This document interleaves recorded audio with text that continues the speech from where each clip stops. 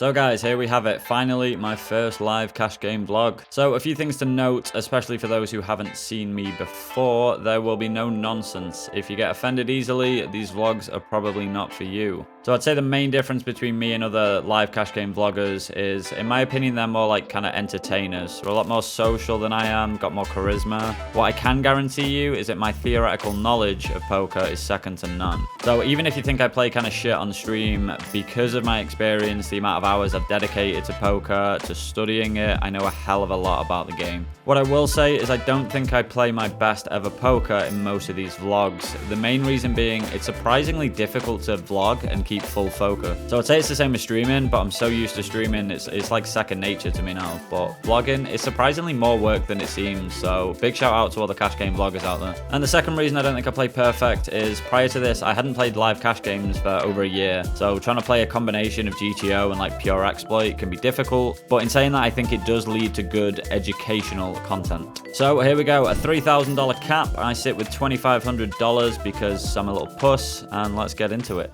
So for the first hour or so, there wasn't really a lot to talk about. I played very few pots. The ones that I did play, I lost. So I think I reloaded for another $500 at some point. So we're in for a total of $3,000. Anyway, soon after, we look at pocket sixes under the gun and we open it up to 30. The low jack, who is an Italian reg, who actually seems pretty solid, he makes it $100 to go. So in a soft live game, which this one is, I'm probably opening all my pairs under the gun full frequency. In tougher lineups, I'm going to be folding 2s, 3s, 4s, but here I think opening all pairs is fine. And when we're 250 big blinds deep, I think peeling 3 bets is going to be fine with any pair, even against regs. And as we know, 6 is flop set, so we peel. Flop brings a 6 in the window, followed by another 6, and the 5 of spades, so we flop quads. What a fucking life. So I am going to check range here. We can lead on boards like 5, 6, 7, for example, but this deep villain should be 3-betting hands like 5, 6 suited, 6, 7 suited more often than, say, in 100 big blind online cash games. So even on those boards, I'm probably going to check.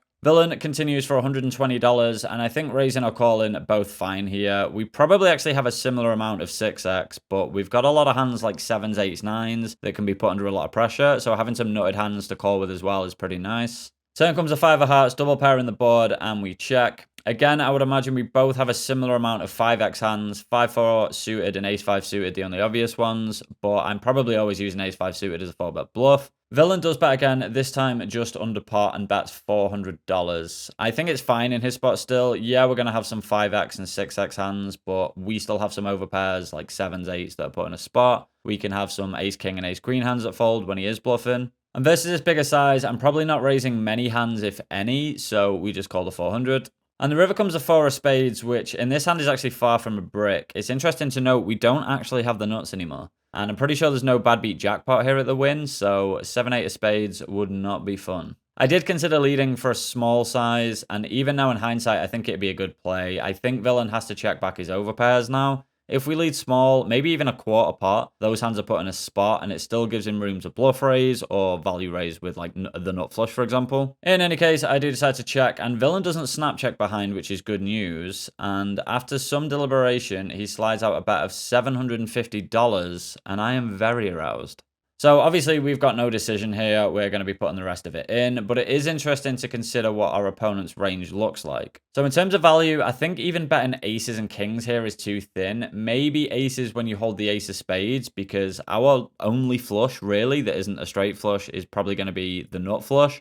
We're going to be folding some hands like queen jack of spades on the turn, I think, versus the size. So I think his value is likely to consist of flushes and hands like ace-5 suited and 4-5 suited. Anyway, we think about it for a bit and shove for $1,000 more, and Villain goes into the tank. Something to note here is that I check my cards before I announce all in, so I make sure to do this regardless of my holding. A good tell on weaker players, those that are less experienced, is that they will tend to look at their cards again when they have value. So this could be before they announce all in, or even once they're all in and they look again. When you're bluffing, you know that you don't have anything, so you don't need to check. I think, in fact, subconsciously, you don't want to check and see that you have nothing again. So this can be a really good tell, so just be aware of what you're doing. If you are going to go all in on the river, I think it's good to do it when you have value, and when you're bluffing, just check your cards before you announce all in. Villain doesn't snap fold. In terms of finding bluffs here, it's basically impossible. The best bluff I can think of is pocket sevens, specifically with the 7 of diamonds and the 7 of clubs, because then we block 7-6 suited in its entirety. But let's face it, I'm just not going to take this line with it, am I? Anyway, after some deliberation, he folds, which to be honest is to be expected, but we do pick up the biggest live cash game pot I've played in a long time, nearly $3,000. So the very next hand we are in the big blind, the cutoff opens to 30, the button calls a 30, both players are fish, or recreationals if you prefer, and we look down at pocket sixes once again. Now we couldn't do it back to back, could we? We defend and the flop comes down 8-6-3 with 2 hearts, and I literally have to stifle laughter. Sixes, flops, sets. Unfortunately, the action checks through on the flop, and we go to a turn card, which is the 9 of hearts. I lead for $60. This board's definitely good for our range in the big blind, and there's a lot of like 1 heart hands that can call us. In any case, both players elect to fold, which is a shame, but flopping back-to-back sets is insanely unlikely, so I'm not going to complain. So in this hand, I veer away from theory somewhat, but I think it's interesting to showcase how differently you can play in live games. The cutoff, who is an absolute belugs, opens to 30, and honestly, I just want any excuse to play pots with this man. I look down at ace-8 offsuit in the small blind, which is good enough, and with a relatively tight passive big blind, I elect to call, and we go heads up to the flop. Flop comes queen 10-8 rainbow, and we check to the cutoff. He bets, which honestly I expect him to do with any 2, and he can basically have any 2 cards. So we call the $40 bet and see a turn. Turn comes another queen, which is actually a pretty good card for us. We check, cutoff bet $60 this time, and I've noticed he'll just kind of double barrel nonsense. This size is also really small, so I think it's a pretty easy continue. So we flick on the call. The river comes a lovely 8 of spades, so we boat up, and now we beat any hand that isn't queen X or pocket 10s. I don't think I want to lead here. I think villain on the turn has way more air than thin value hands like 10x or pocket jack, so I decide to check. Villain checks back, we table our full house, and villain mucks, so another small pot our way. So after a few hours on the must move table, we get seated at the main game. So if you haven't played in Vegas or the US before, you might not know where these are. Basically, card rooms always have a main game running, which they keep full. So feeder tables or must moves run with as many players as possible until a seat opens up on the main game. So I'm sat here for about 30 minutes before picking up 2 red 10s in early position. I open to $30, a very tight Asian lady calls on the button, and the blinds get out of the way. Flop comes 9-7-6 rainbow, and I decide to bet. I don't think we need to worry too much here about range versus range against tight recreationals. So I'm betting a size that can still get called by worse while we've still got an overpair and the board's relatively safe. Villain calls, and we see the queen of spades turn. I elect to bet again, going just under half pot. So I'd never choose this size in online games. I would have big bets or check on this card, with this hand falling into the check call category. But I still think there's enough hands that we can get value from. So like hands like pocket 8, 7-6 suited, 5-6 suited,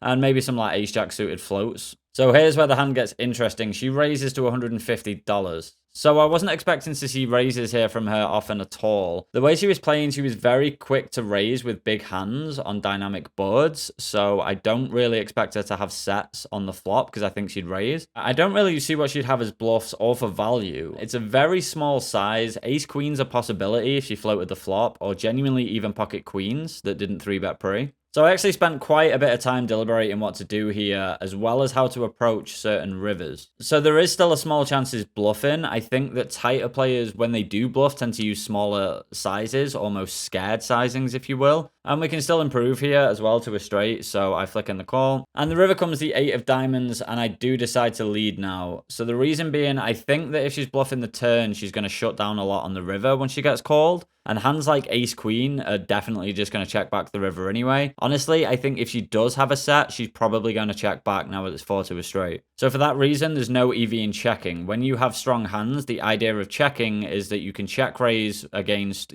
good hands, and you also check to allow them to bluff.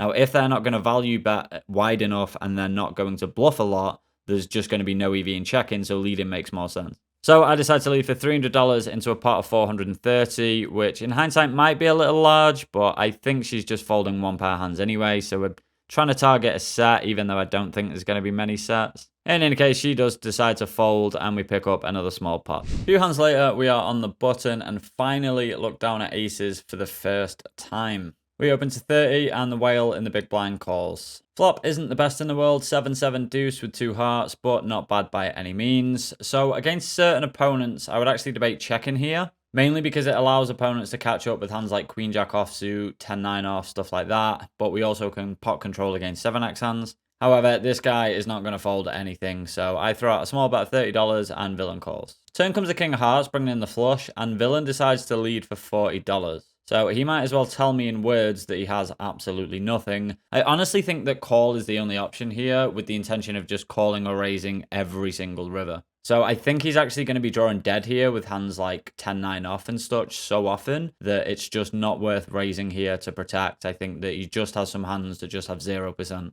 River, unfortunately, comes a jack of hearts, bringing in the 4th heart, and obviously we have 2 black aces, and big blind leads for $50. Like I said before, I think he can be stone dead on the turn, so I'm not folding any river here. And he's just given us a really good price as well, so I flick in the call. And we lose to queen 10 offsuit with the 10 of hearts. Very well played, so yeah, nice one. I lost a few more small ones after the aces hand, and then we look down at pocket 8s. I raised to 30, and only the cutoff calls. Flop comes jack 9-5 with 2 spades, and I elect to check. I actually think checking range here is pretty good anyway out of position, playing a lot of check raises. Villain bets $30, and I'm not too happy about the flop with 2 overcards, but I think we should continue when we have the 8 of spades, so I do. Turn comes the ace of spades, bringing in the flush. I check, and villain checks behind. And the river comes the queen of clubs, and I decide to lead out for 110 here. So at this point, I'm pretty low down in my range, and I've got a load of fold equity against a lot of hands. So I think 9x hands like 10 jack, king jack, maybe even some hands like queen 10 might fold. So I think bluffing here is good.